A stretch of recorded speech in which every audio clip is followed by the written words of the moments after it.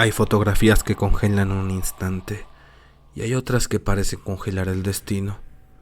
Es invierno, febrero de 1959. En algún lugar de las montañas Urales, 9 jóvenes excursionistas sonríen frente a una cámara. Algunos bromean, otros acomodan su equipo. La nieve cubre el paisaje hasta donde alcanza la vista. Todo parece normal. Una expedición más, un viaje que habían preparado durante meses. Nada en aquella imagen hace pensar que se convertiría en una de las fotografías más inquietantes del siglo XX.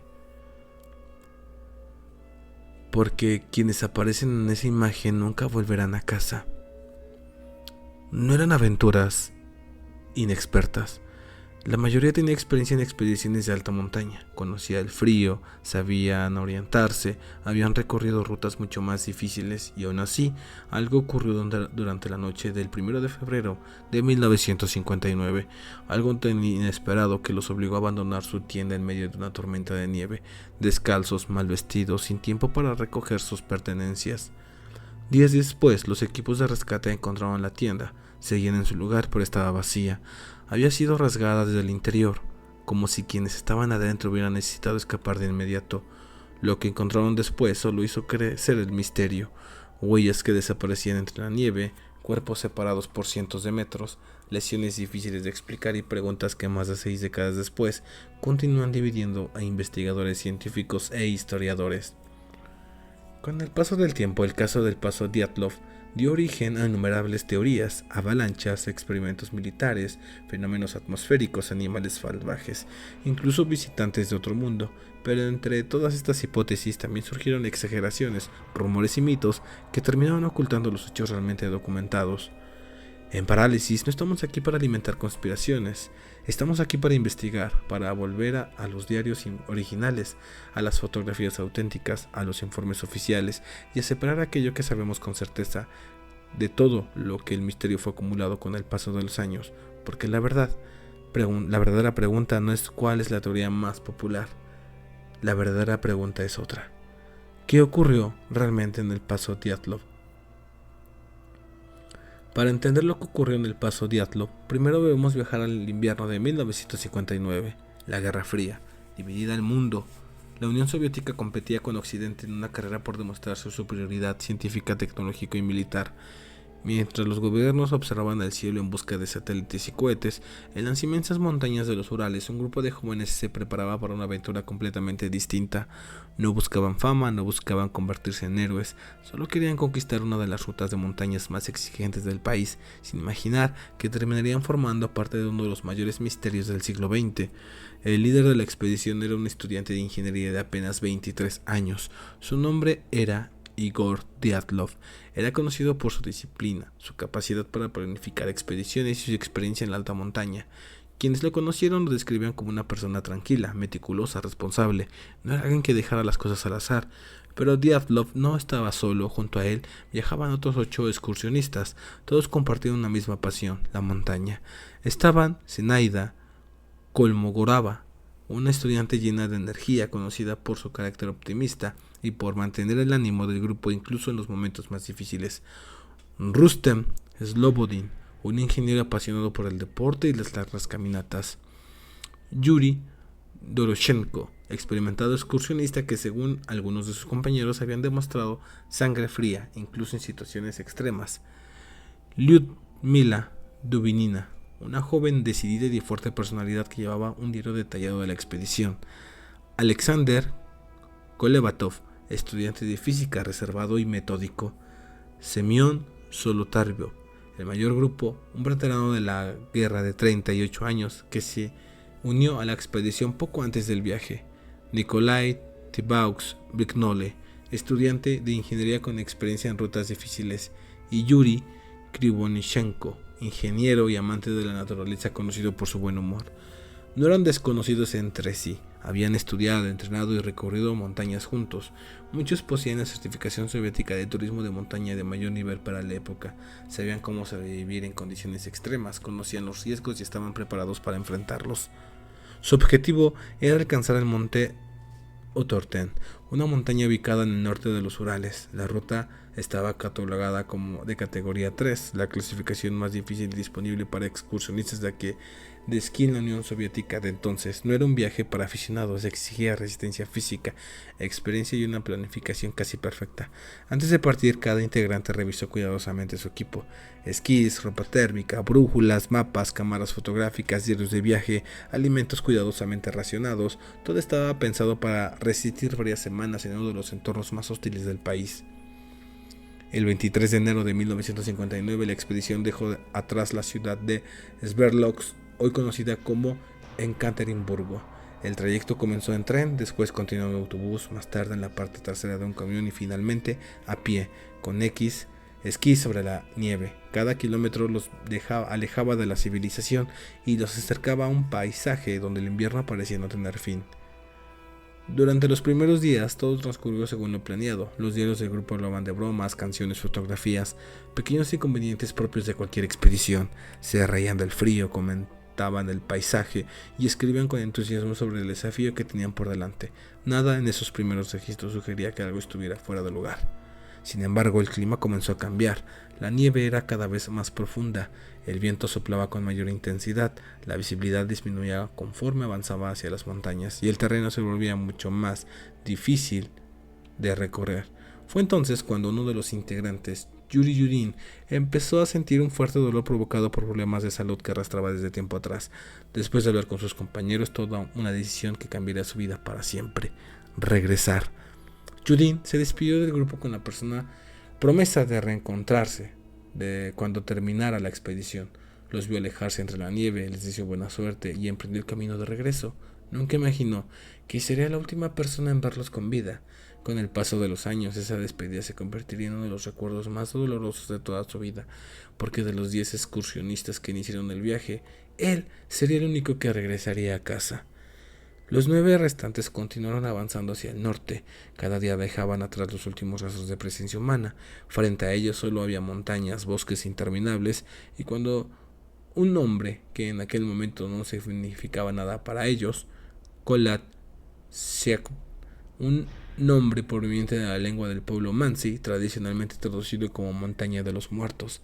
Aunque los especialistas señalaban que su significado estaba relacionado con la escena de presencia de fauna y la dificultad para cazar en esa zona, más que con una maldición o una leyenda, aún así, el nombre bastó para alimentar innumerables historias con el paso de los años. El grupo no podía saberlo. Para ellos, aquella era simplemente una etapa más del recorrido. Montarían el campamento, descansarían y el día siguiente continuarían hacia el destino. Eso era lo que estaba escrito en el plan, pero la montaña tenía preparada una historia muy distinta. El 1 de febrero de 1959, la expedición continuó avanzando hacia el monte Otterton. La visibilidad era cada vez peor, la nieve caía con fuerza y el viento golpeaba constantemente el rostro de los excursionistas. Durante varias horas el grupo avanzó lentamente por una pendiente abierta, sin árboles que ofrecieran refugio, sin ningún obstáculo capaz de detener el viento, solo nieve y un horizonte completamente blanco. Los diarios, recuperados después de la tragedia, muestran que hasta ese momento el ánimo seguía siendo sorprendentemente bueno. Los excursionistas hacían bromas, tomaban fotografías, comentaban las dificultades de recorrido con el mismo entusiasmo que habían mostrado desde el inicio del viaje. Nada indica que sintieran miedo. Nada hace pensar que esperaban un peligro inminente. Una de las últimas fotografías muestra al grupo caminando bajo una intensa tormenta de nieve. La imagen está desenfocada, el viento levanta partículas de hielo frente al lente, las figuras apenas pueden distinguirse. Durante años, esa fotografía fue interpretada como una señal de desesperación, pero los especialistas creen que probablemente el solo captó un momento normal de una jornada extremadamente difícil. Lo inquietante es que una serie de las últimas imágenes tomadas por la expedición, al quedar relatada, el grupo tomó una decisión que todavía hoy genera debate. En lugar de descender hasta una zona boscosa, donde habrían encontrado protección contra el viento, instalaron su tienda en la ladera del monte Kholat Syakh. A simple vista parecía una decisión extraña, pero existen varias explicaciones posibles. Quizá no querían perder la altura, pensaban continuar el ascenso al amanecer, o las condiciones meteorológicas hicieron demasiado peligroso seguir avanzando. La realidad es que nadie puede saberlo con absoluta certeza. Para instalar la tienda cavaron una plataforma en la ladera. Después aseguraron la estructura con esquís y bastones. Era una técnica habitual entre montañistas experimentados, nada improvisado, nada fuera de lo común. Una vez terminado el campamento, el interior de la tienda comenzó a llenarse de vida. Las mochilas fueron acomodadas, la ropa húmeda quedó cerca del calor corporal para acercarse durante la noche. Prepararon la cena, revisaron el equipo, escribieron algunas notas y, como habían hecho durante todo el viaje, tomaron fotografías. Si pudieran entrar en esa tienda, veríamos exactamente lo mismo que cualquier otra expedición: botas alineados, guantes secándose, mochilas apoyadas contra las paredes de lona, mapas, una cámara fotográfica, diarios abiertos, comida. 9 personas convencidas de que al día siguiente continuarían su camino. Ninguna de ellas sabía que aquella sería su última noche. Y entonces la historia desaparece. No existen más diarios, no hay nuevas fotografías, no hay mensajes, no hubo testigos. Después de ese momento, el silencio. Durante décadas, investigadores de todo el mundo han intentado reconstruir lo ocurrido dentro de esa tienda, pero la verdad es que nadie estuvo allí. Todo lo que ocurrió después debe deducirse a partir de la evidencia encontrada semanas más tarde, y esa evidencia es tan desconcertante como el propio misterio. En algún momento de la noche, los 9 excursionistas abandonaron la tienda. Lo hicieron dejando atrás casi todo su equipo: ropa de abrigo, botas, alimentos, herramientas, objetos esenciales para sobrevivir a temperaturas que descendían muy por debajo de los 20 grados bajo cero. Lo más extraño es que la tienda presentaba varios cortes realizados desde el interior. Los análisis posteriores concluyeron que al menos algunos de esos cortes fueron hechos por quienes estaban dentro, como si hubieran necesitado salir con extrema rapidez, no por la entrada principal, sino atravesando la propia lona. ¿Por qué? ¿Qué pudo obligar a un grupo de montañistas experimentados a abandonar su único refugio en plena tormenta, sin tiempo para vestirse por completo, sin recoger sus botas, sin llevar consigo el equipo necesario para sobrevivir? Esa pregunta marcaría el inicio de uno de los mayores enigmas de la historia moderna. Durante casi un mes, nadie supo qué había sido de ellos. Cuando el grupo no regresó a la fecha prevista, familiares y compañeros comenzaron a preocuparse. Al principio pensaron que simplemente se habían retrasado. Era algo que podía ocurrir en expediciones de este tipo, pero conforme pasaban los días, la preocupación se convirtió en una carrera contra el tiempo. Equipos de rescate, soldados, voluntarios, incluso aeronaves, todos comenzaron a buscar a los 9 excursionistas sin imaginar que lo que estaban a punto de encontrar desconcertaría incluso a los investigadores más experimentados. Los días comenzaron a pasar y los 9 excursionistas nunca regresaron. Al principio nadie pensó en una tragedia. En expediciones de alta montaña era relativamente común sufrir retrasos debido al mal clima, pero conforme transcurrían las jornadas, la preocupación fue creciendo. Las familias empezaron a insistir, los compañeros de universidad preguntaban por ellos y finalmente las autoridades soviéticas autorizaron el inicio de una operación de búsqueda. Durante varios días, equipos de rescate formados por estudiantes, montañistas experimentados, soldados y pilotos recorrieron las montañas Urales. El clima seguía siendo extremo, la nieve cubría casi todo el paisaje. Encontrar cualquier rastro era como buscar una aguja en un océano blanco, hasta que el 26 de febrero de 1959 alguien divisó algo en la distancia. Era la tienda, seguía en pie, parcialmente cubierta por la nieve y a primera vista parecía abandonada. Los rescatistas se acercaron lentamente, esperaban encontrar algún refugio en el interior, quizás heridos, esperando ayuda, pero cuando levantaron la luna no había nadie. Dentro de la tienda todo parecía indicar que la salida había ocurrido de forma repentina. Las mochilas seguían ahí, los alimentos, sus cámaras, los diarios, ropa de abrigo, las botas, objetos indispensables para sobrevivir a temperaturas inferiores a los 30 grados bajo cero, todo había quedado atrás. Pero eso no era lo más extraño.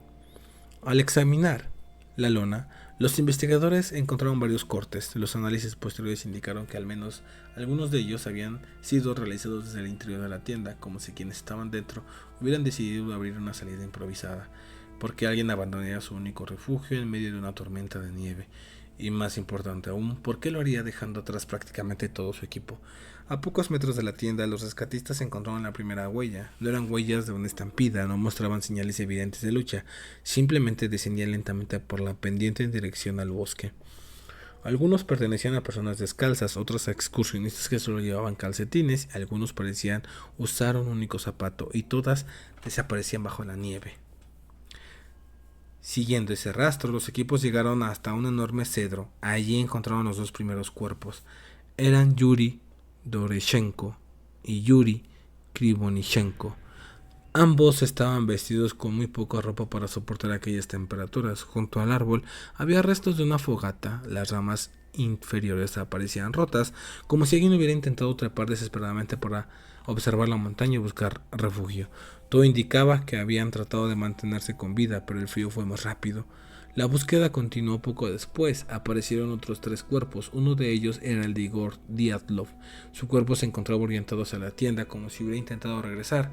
Más adelante apareció Zinaida Kolmogorova y después Rustem Slobodin. Los 3 estaban separados por varios cientos de metros. Todo parecía avanzar en dirección al campamento, como si hubieran intentado volver, pero ninguno consiguió llegar. Los primeros informes médicos concluyeron que la causa de muerte de esos 5 excursionistas estaba relacionada con la hipotermia. Sin embargo, el caso estaba lejos de resolverse porque aún faltaban 4 personas y nadie sabía dónde estaba. La nieve seguía acumulándose, las semanas se convertían en meses y la primavera comenzó lentamente a derretir parte del hielo. Fue entonces cuando la búsqueda reveló algo todavía más desconcertante. En mayo de 1959 los rescatistas localizaron una profunda depresión cubierta por nieve. Allí, bajo varios metros de hielo, aparecieron los últimos 4 excursionistas: Alexander Kolevatov, Lyudmila Dubinina, Semyon Solotarov y Nikolai Tveox-Briknov. A diferencia de los primeros cuerpos, ellos llevaban más ropa. Incluso algunas prendas pertenecían a sus compañeros, un detalle que los investigadores interpretaron como un posible intento de protegerse del frío utilizando la ropa de quienes ya habían fallecido. Era una conducta conocida en situaciones extremas de supervivencia, no un misterio sino una reacción humana.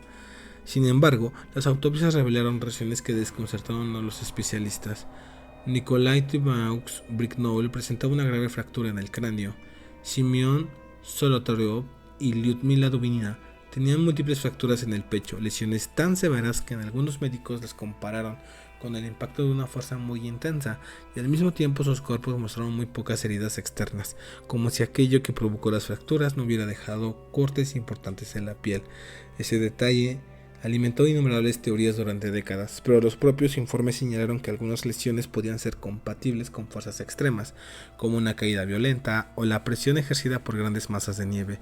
Lo que ocurrió exactamente sigue siendo, objeto de debate. Con el paso de los años también comenzaron a circular versiones exageradas sobre el estado de algunos cuerpos. Se habló de mutilaciones imposibles, de ataques inexplicables y de pruebas irrefutables de fenómenos sobrenaturales. La realidad es mucho más compleja. Algunas lesiones observadas en tejidos blandos pudieron producirse después de la muerte, durante semanas de exposición al agua, al hielo y a la actividad de pequeños animales carroñeros, según explicaron los investigadores. Los informes oficiales no respaldan muchas de las afirmaciones sensacionalistas que aún circulan en internet, pero incluso eliminando los rumores, seguían quedando preguntas muy difíciles de responder. ¿Por qué abandonaron la tienda? ¿Qué los obligó a salir en medio de la noche? ¿Por qué algunos intentaron regresar? ¿Y qué provocó las lesiones del último 4 excursionistas? Esas preguntas acompañarán al caso durante más de 60 años y darán origen a decenas de teorías, algunas basadas en la ciencia, otros en la imaginación. Cuando terminó la investigación oficial en 1959, las respuestas eran pocas, pero las preguntas eran demasiadas. ¿Por qué 9 montañistas experimentados abandonaron su tienda en plena noche? ¿Por qué caminaron hacia el bosque sin el equipo necesario para sobrevivir? ¿Qué provocó las lesiones encontradas en algunos de ellos? Sobre todo, ¿existía una sola explicación capaz de responder todas esas preguntas? Durante más de 6 décadas, científicos, montañistas, periodistas e investigadores han intentado resolver el misterio. Algunas teorías surgieron a partir de la evidencia, otras nacieron del miedo y unas cuantas de la imaginación. La primera teoría es sobre una avalancha. Durante muchos años, la idea de una avalancha fue rechazada por numerosos investigadores. Había un motivo: cuando los rescatistas se encontraron en el campamento, la tienda seguía parcialmente en pie, y el terreno no mostraba las enormes acumulaciones de nieve que muchas personas imaginan al pensar en una gran avalancha. Por eso, durante décadas, esa explicación pareció insuficiente. Sin embargo, años después, nuevas investigaciones cambiaron la percepción. Varios estudios propusieron que no fue una avalancha gigantesca, sino un pequeño deslizamiento de una placa de nieve, una masa compacta que pudo desprenderse lentamente debido a la inclinación del terreno y el corte que los propios excursionistas realizaron para instalar la tienda. Si esa placa presionó la luna durante la noche, Los ocupantes pudieron interpretar que un derrumbe mayor era inminente. En esas circunstancias, abandonar inmediatamente el campamento habría sido una decisión lógica, incluso para montañistas experimentados. Pero esa teoría tampoco responde a todas las preguntas. ¿Por qué algunos intentaron regresar? ¿Y cómo explicar las lesiones más graves? La segunda teoría es los vientos catabáticos. En ciertas montañas el aire frío desciende en enorme velocidad desde las zonas más altas. A este fenómeno se le conoce como viento catabático. Puede alcanzar una fuerza capaz de desorientar completamente a un grupo de excursionistas, reducir la sensación térmica a niveles extremos e impedir cualquier intento de permanecer en un lugar expuesto. Algunos investigadores creen que un episodio de ese tipo pudo generar un ruido ensordecedor y una presión constante sobre la tienda. Los excursionistas, temiendo que el campamento colapsara, habrían decidido descender temporalmente hasta el bosque, con la intención de regresar cuando mejoraran las condiciones.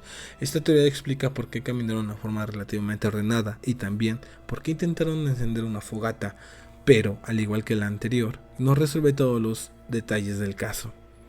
Tercera teoría, la hipotermia.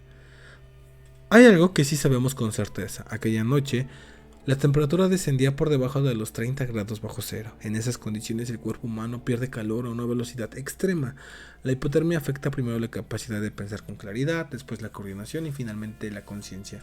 Las personas que la sufren pueden tomar decisiones que, vistas desde fuera, parecen completamente irracionales. Caminar en la dirección equivocada, separarse del grupo, incluso quitarse la parte de la ropa debido a una sensación conocida como desnudo paradójico, que puede presentarse en algunos de los casos de hipotermia severa. Muchos especialistas consideran que la hipotermia explica que gran parte del comportamiento observado en la escena, pero no basta para explicar el inicio de la tragedia. La gran pregunta sigue siendo la misma. ¿Qué los obligó a salir de la tienda? Y entonces comenzaron a aparecer las hipótesis que convirtieron el caso en un fenómeno mundial. Se habló de pruebas secretas del ejército soviético, de explosiones experimentales, de armas desconocidas e incluso de enfrentamientos con fuerzas especiales. Durante años también circularon rumores sobre luces extrañas observadas en el cielo por otros grupos de excursionistas. Es el origen de una de las teorías más populares, los objetos voladores no identificados, pero hasta el día de hoy no existen evidencias sólidas que relacionen esos supuestos avistamientos con la muerte del grupo. Los informes disponibles no demuestran la presencia de naves desconocidas ni de tecnología extraterrestre.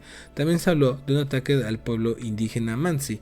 Sin embargo, esa hipótesis fue descartada muy pronto. No había señales de lucha ni huellas de terceros, y los propios Mansi colaboraron activamente con el equipo de búsqueda. Con el paso de los años surgieron muchas más ideas: infrasonidos capaces de provocar pánico, animales salvajes, experimentos con radiación, conspiraciones de la Guerra Fría. Algunos resultan fascinantes, pero ninguno ha conseguido demostrar con pruebas concluyentes que fue la causa de la tragedia.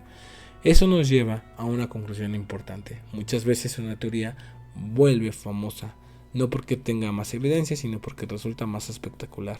Y el caso Dyatlov es un ejemplo perfecto de ello. En 2020, más de 60 años después de la tragedia, las autoridades rusas realizaron el análisis de un caso utilizando herramientas modernas. El objetivo era revisar la evidencia con nuevos conocimientos sobre nieve, clima y comportamiento en alta montaña. La conclusión oficial apuntó nuevamente hacia un deslizamiento de nieve, combinado con condiciones meteorológicas extremas y los efectos de la hipotermia. Para muchos investigadores, esa explicación resuelve gran parte del misterio. Para otros, todavía deja preguntas abiertas. Quizá esa es la razón por la que el paso Dyatlov sigue fascinado al mundo. No porque carezca de explicaciones, sino porque ninguna consigue responder absolutamente todo, y cuando una historia deja espacio para la duda, la imaginación suele ocupar ese lugar. Han pasado más de 6 décadas desde aquella noche en las montañas Urales. El mundo ha cambiado y la Unión Soviética desapareció, la tecnología avanzó, los métodos científicos evolucionaron. Sin embargo, el nombre paso Dyatlov continúa apareciendo una y otra vez cuando se habla de los grandes misterios de la historia. ¿Por qué? Porque este caso parece desafiar nuestra necesidad de encontrar respuestas absolutas. Queremos una explicación única, una verdad indiscutible, un instante preciso en el que todo comenzó, pero la realidad rara vez funciona de esa manera.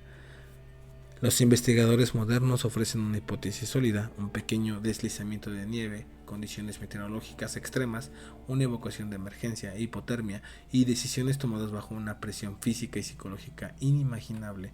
Para muchos expertos, esa combinación explica la mayor parte de la evidencia controlada, pero incluso aceptando esa hipótesis, siguen existiendo detalles que continúan siendo objetos de discusión. ¿Por qué eligieron exactamente ese lugar para acampar?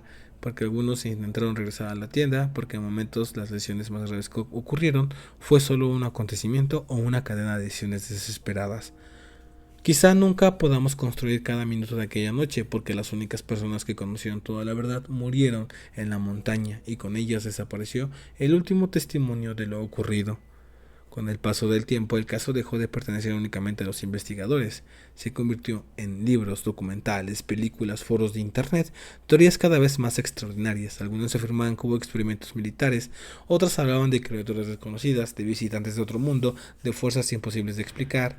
Es natural, cuando una historia deja espacios vacíos, la imaginación humana intenta llenarlos, pero existe una diferencia importante entre posibilidad y evidencia, y esa diferencia es la que prepara la investigación de la especulación. En Parálisis hemos recorrido este caso al principio, no para demostrar una historia, ni para convencerte de una respuesta definitiva, sino para hacer algo mucho más valioso: volver a los hechos, fotografías, diarios, informes, y recordar que antes de convertirse en un misterio mundial, esta fue una tragedia profundamente humana. 9 personas, 9 familias, 9 vidas interrumpidas en una montaña cubierta de nieve. Quizá esa sea la parte que más fácilmente olvidamos. Detrás de cada teoría había un grupo de jóvenes con sueños, con proyectos, con amigos esperando su regreso. No eran personajes de una historia de terror, eran personas reales, y eso convierte este caso en algo mucho más inquietante en cualquier leyenda. Existe una frase que suele repetirse cuando hablamos del paso Dyatlov: nunca sabremos qué ocurrió realmente, pero tal vez esa afirmación no sea del todo cierta, ya que podemos saber cosas: quiénes eran, hacia dónde iban, cómo era el clima, dónde apareció cada uno de ellos, qué dijeron las autopsias, cómo trabajaron los equipos de rescate, y conocemos las conclusiones a las que llegaron distintos especialistas con el paso de los años. Lo que probablemente nunca conoceremos es el último pensamiento que cruzó por la mente de aquellos 9 excursionistas, el instante exacto en el que comprendieron que algo iba mal, y la conversación que mantuvieron mientras la tormenta rugía fuera de la tienda.